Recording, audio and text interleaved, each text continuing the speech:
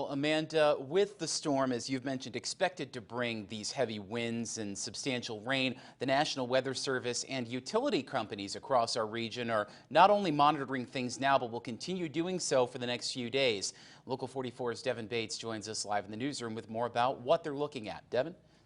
Yeah, Mike, we've heard Amanda mention this all week. Significant rainfall on the way, and that is going to pose problems, particularly in southern Vermont. Matthew Clay with the National Weather Service told me some of the areas he's particularly concerned about when it comes to flood risk.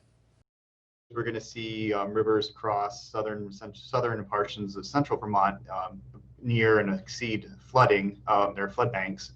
And the main rivers we're concerned at this time are going to be the Otter Creek near Center Rutland, the Mad River near Moortown, and we're also looking at the east branch of the Ausable Forks near Ausable.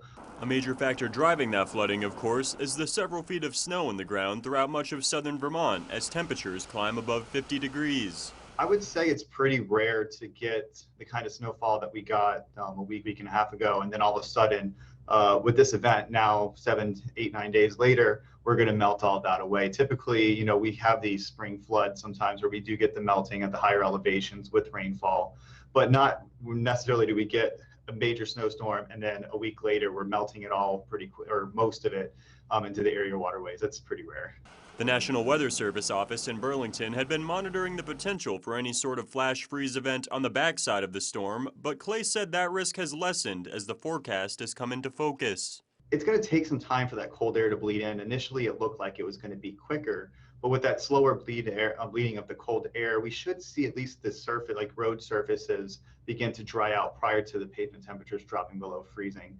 Now, if we do have any flash freeze concerns, they're probably going to be towards the higher elevations in the northern Adirondacks, like Saranac Lake area. The strongest winds from the storm are expected to be in higher elevations along the western slopes of the Green Mountains late Thursday into Friday. Green Mountain Power is urging customers to be prepared. Forecasters are saying it's a complex storm. There's both high winds and a flooding risk.